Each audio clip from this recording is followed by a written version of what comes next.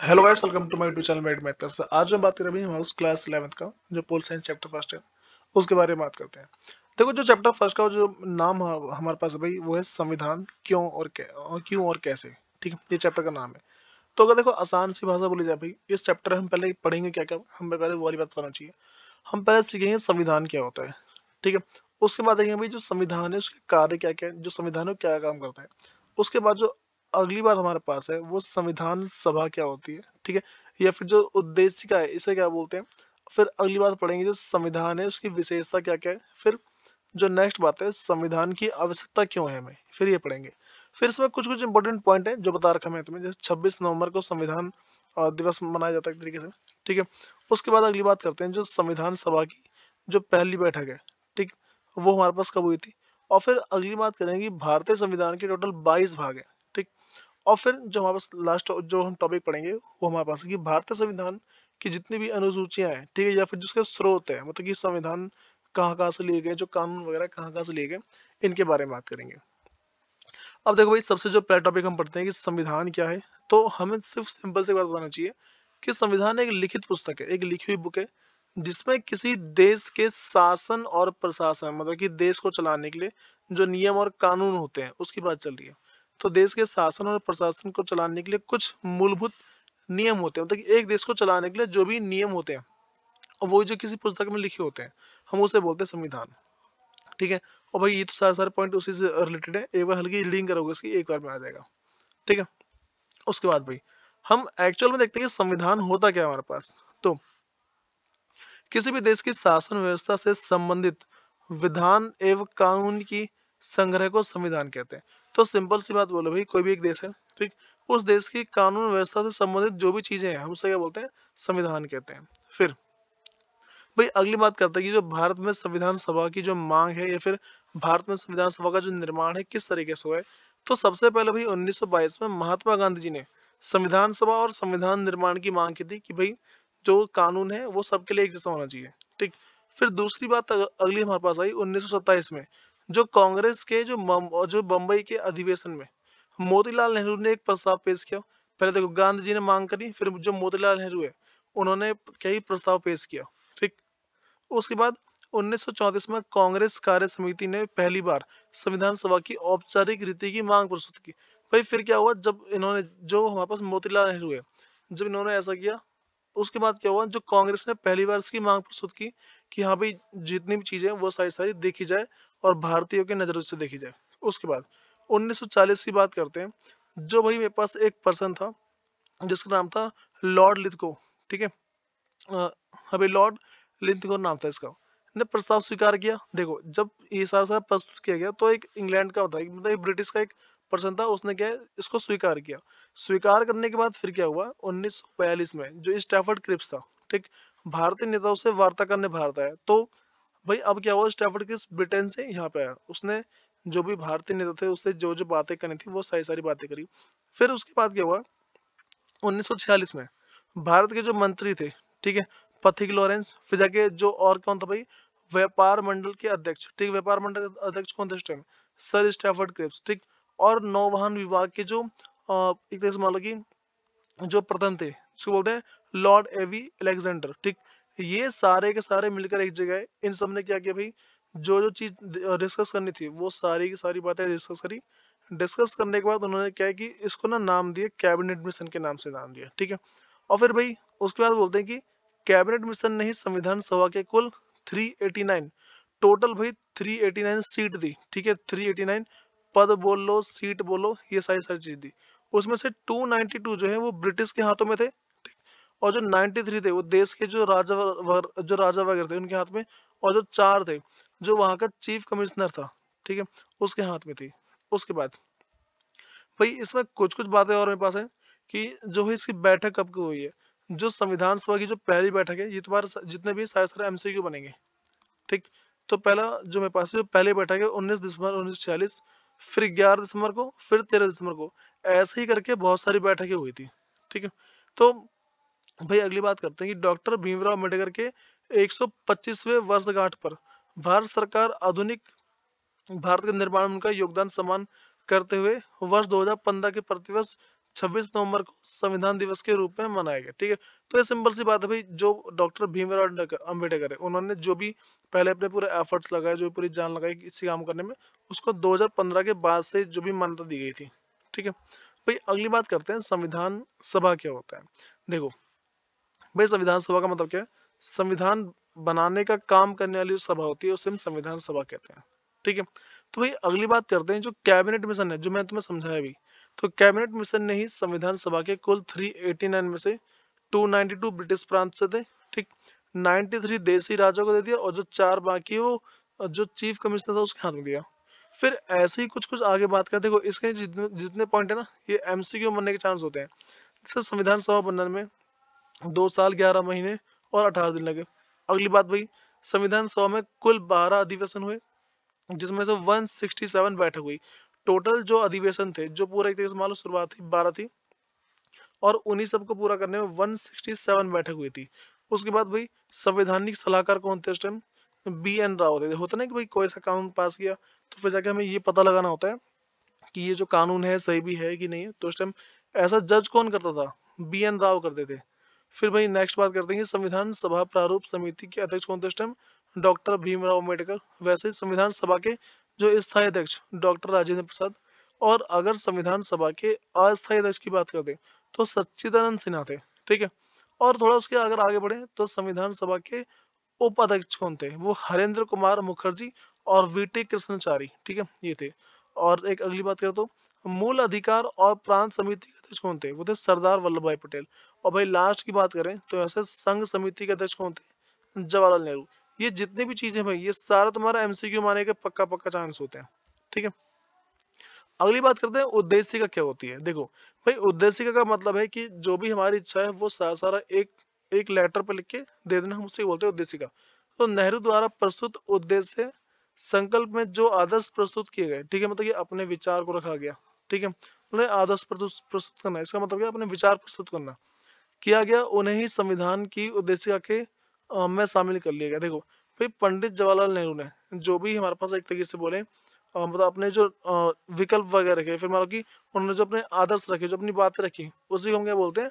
उद्देशिका के रूप में जानते हैं। भाई इसकी कुछ कुछ बातें, ठीक, जो इसकी प्रस्तावना की, इसकी स्टार्टिंग की कुछ कुछ बातें हैं। ठीक है, तो संविधान की प्रस्तावना को संविधान की कुंजी कहते हैं। ये वाली बात तो मैं बता होनी चाहिए पहले।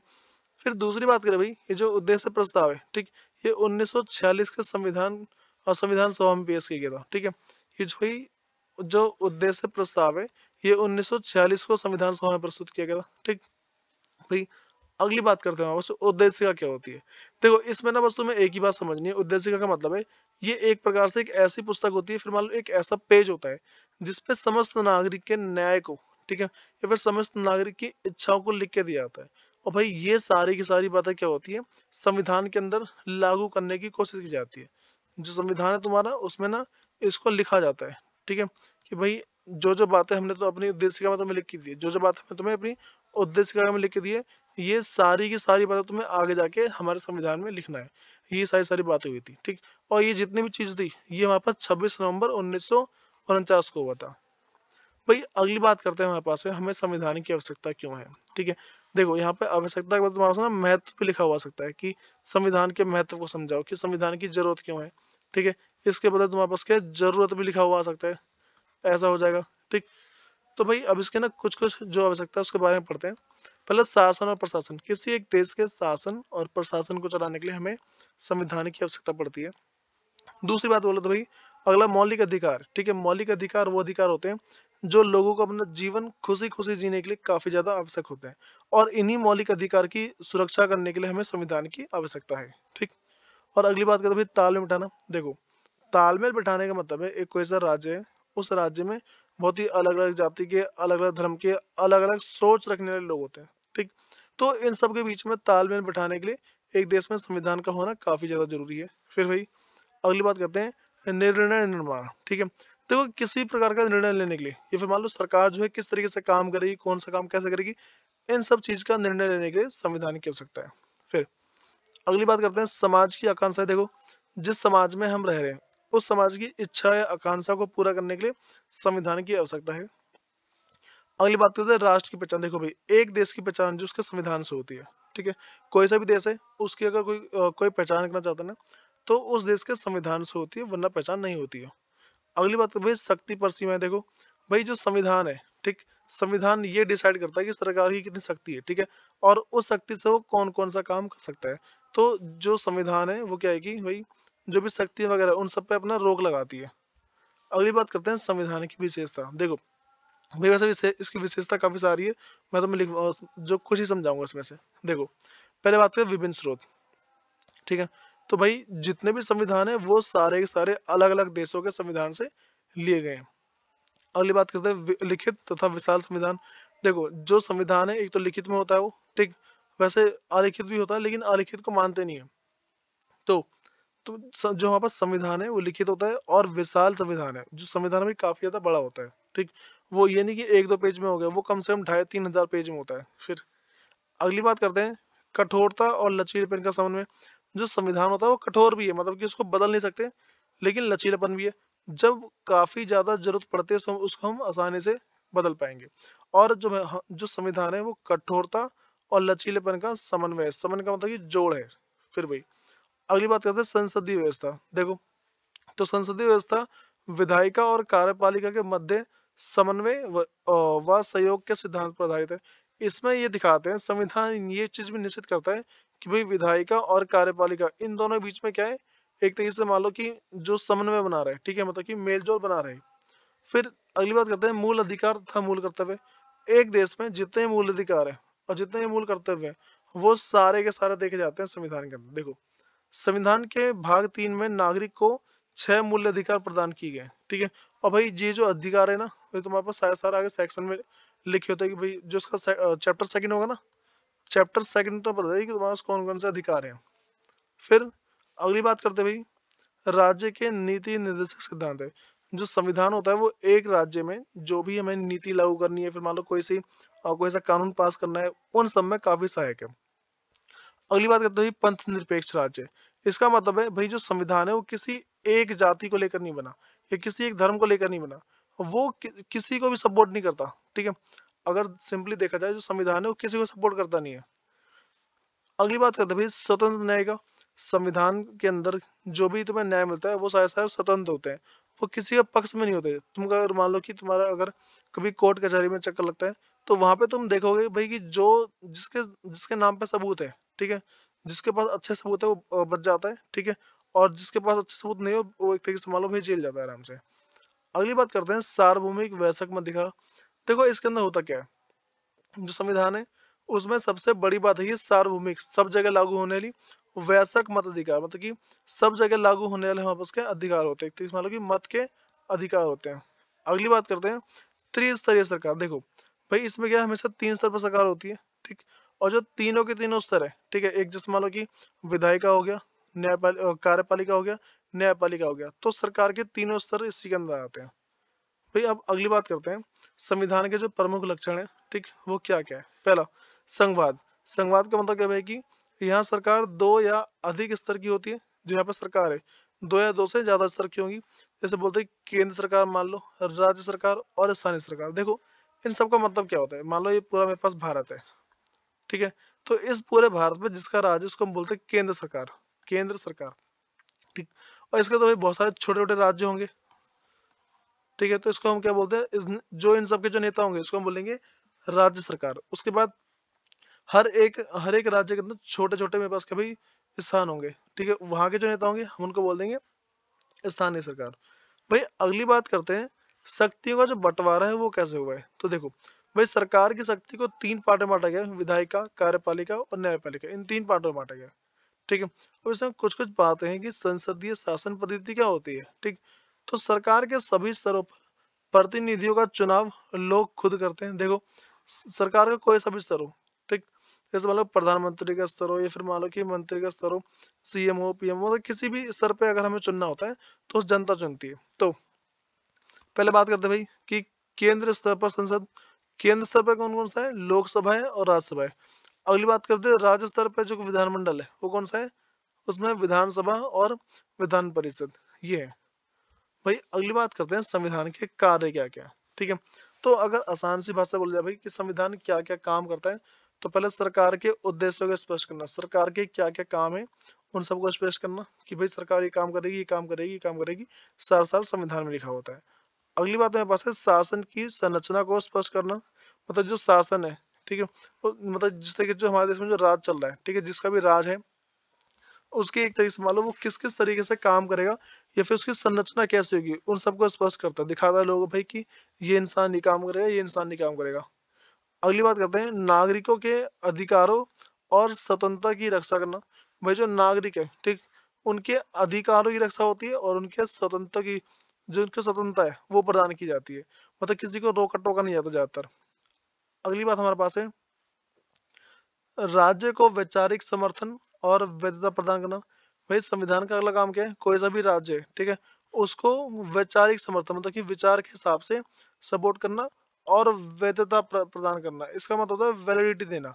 कोई सा भी राज्य बोलते हैं हाँ भाई ये जो राज्य है ये वैलिड है, ठीक है, कोई इनवैलिड नहीं है फिर इलीगल नहीं है। अगली बात करते हैं भविष्य की दृष्टि के साथ एक आदर्श शासन संरचना का निर्माण करना। तो इसमें अगली बात ये बता रखी है कि जो भविष्य की दृष्टि है, ठीक, देख मतलब कि आगे भविष्य को देखते हुए हमें क्या कोई ना कोई सा काम करना होता है। संविधान का अगला काम ये भी है कि अगर वो कोई सा कानून पास करता है, ठीक है, फिर कुछ भी नया करता है, तो उसको आगे भविष्य के बारे में सोच के जरूर चलना चाहिए। भाई अगली बात करते हैं संविधान के स्रोत, ठीक है, और उन स्रोतों से हमें क्या क्या बातें पता लगेगी, वो ये वही सारी सारी बातें हैं, ठीक है। तो देखते हैं भाई संविधान के स्रोत, मतलब कि संविधान जो है कहाँ कहाँ से लिए गए। पहले देखो ब्रिटेन से लिए गए। ब्रिटेन से जो लिया है संसदात्मक शासन प्रणाली, मतलब कि जो संसद है, संसद के अंदर जो भी शासन की प्रणाली चलेगी, मतलब कि राज करने का तरीका चलेगा, वो ये जो इस टाइप का जो कानून है या फिर इस टाइप का जो संविधान है वो ब्रिटेन से लिया गया। मतलब नीचे जितने भी ना ये सारे का ब्रिटेन से, जैसे मान लो कि एकल नागरिकता हो गया, विधि निर्माण प्रक्रिया हो गई, मंत्रियों के उत्तरदायित्व वाली अ, संसदीय प्रणाली हो गई। तो उसके बाद अगली बात करें भाई न्यायालय में रिट संबंधी प्रावधान, ये सारे ब्रिटेन से लिए गए। फिर अगली बात करते हैं आयरलैंड से कौन से लिए गए, तो नीति निर्देशक सिद्धांत, राष्ट्रपति के निर्वाचक मंडल की व्यवस्था और उपराष्ट्रपति द्वारा सभा में साहित्य कला विज्ञान तथा समाज सेवा इत्यादि के क्षेत्र में ख्याति प्राप्त व्यक्ति का मनोनयन, ठीक है। तो आयरलैंड भाई आयरलैंड से तीनों तीनों लिए गए। फिर अगली बात करते हैं ऑस्ट्रेलिया से। ऑस्ट्रेलिया से प्रस्तावना की भाषा और समवर्ती सूची का प्रावधान, केंद्र एवं राज्य के बीच संबंध तथा शक्ति विभाजन। भाई देखो केंद्र के पास कितनी शक्ति होगी, राज्य के पास कितनी शक्ति होगी, इन सब का निर्धारण करेगा भाई ऑस्ट्रेलिया से लिया गया सारा सारा। अगला है संसदीय विशेष अधिकार। भाई संसद के पास कौन कौन से विशेष अधिकार होंगे वो सारी बातें बोली गई हैं। फिर जर्मनी से क्या लिया भाई, जर्मनी से हमने आपातकाल से संबंधित लिया है। जैसे मान लो कि भाई कोविड-19 आया था, ठीक है, जो कोविड-19 आया था तो इसमें हमने क्या देखा कोविड-19 के अंदर कि भाई जितनी भी चीजें हैं वो सारी की सारी, ठीक, वो क्या है कि जो भी इसमें यहाँ पे कानून लगाए गए, भाई लॉकडाउन लग गया, कर्फ्यू लग गया, ये सारा जर्मनी से लिया हुआ कानून है, ठीक है। और भाई उसके बाद अगली बात करते हैं पास है कनाडा से संघात्मक विशेषता, अवशिष्ट शक्ति केंद्र के पास होना, ठीक। देखो अब यहाँ पे ना जो भी एक्स्ट्रा जो शक्ति होगी वो सारी सारी केंद्र सरकार के पास होगी, तो ये चीज भी है। फिर और थोड़ा और आगे बढ़ते हैं भाई कि केंद्र द्वारा राज्य के राज्यपालों की नियुक्ति, ठीक। तो जो जितने भी राज्यपाल होते हैं, जो पुलिस अफसर वगैरह होते हैं, वो सारा सारा जो नियुक्ति कर रहे हैं किस तरीके से करेंगे, सारा सारा कनाडा से लिया हुआ है। तो भाई जितनी बातें, ठीक है, ये और जो इसके 2 पॉइंट इसको देखना क्या क्या है इसके अंदर। भाई अगली बात तो दक्षिण अफ्रीका से क्या लिया गया, तो संविधान संशोधन की प्रक्रिया का प्रावधान कि संविधान में बदलाव कैसे किया जाएगा। और दूसरी बात राज्यसभा सदस्य के चुनाव संबंधी प्रावधान, जो राज्यसभा है, ठीक है, उसका कौन सदस्य बनेगा, इन सबके चुनाव का जो समाधान है वो भी क्या भाई दक्षिण अफ्रीका से लिया गया है। फिर अगली बात आती है सोवियत संघ, ठीक है, जिसको अभी बोलते हैं रूस। तो इसमें मौलिक कर्तव्य का प्रावधान और भाई योजना आयोग, ठीक। देखो मौलिक कर्तव्य तो अलग है ही, इसमें और क्या है योजना आयोग का जो काम है वो सारा सारा सोवियत संघ से लिया गया। और सामाजिक आर्थिक और राजनीतिक न्याय संबंधी प्रावधान ये सारा सारा मेरे पास क्या है सोवियत संघ से लिया गया है। भाई अगली बात करते हैं जापान से क्या लिया है, विधि द्वारा स्थापित, मतलब कोई ऐसा काम है अगर उसको विधि के द्वारा स्थापित कर रहे हैं तो कौन कौन सी चीज है। अगली बात करते हैं स्विट्जरलैंड के बारे में, ठीक। तो संविधान की सामाजिक नीतियों के संदर्भ में निर्देशक तत्व का उपबंध। देखो ये जो मेरे पास अगला है ना, ये स्विट्जरलैंड से लिया गया है। भाई फ्रांस देखो कौन सा लिया गया है, ये बोलते हैं गणतंत्र की व्यवस्था, अध्यादेश व नियम और विनिमय आदेश और प्रस्तावना में स्वतंत्रता, समानता और बंधुता के आदर्श, ये सारे सारे फ्रांस से लिए गए। ठीक है, तो भाई तुम्हारा जो चैप्टर फर्स्ट है वो सारे ही एंड होता है। तो देखो भाई, इस चैप्टर को ना कम से कम 2 से 3 बार जरूर उसको देखना, ताकि तुम्हें जो जितने भी टॉपिक है वो सारे सारे ढंग से समझ में आ जाए। फिर मिलते हैं इसकी नेक्स्ट वीडियो में।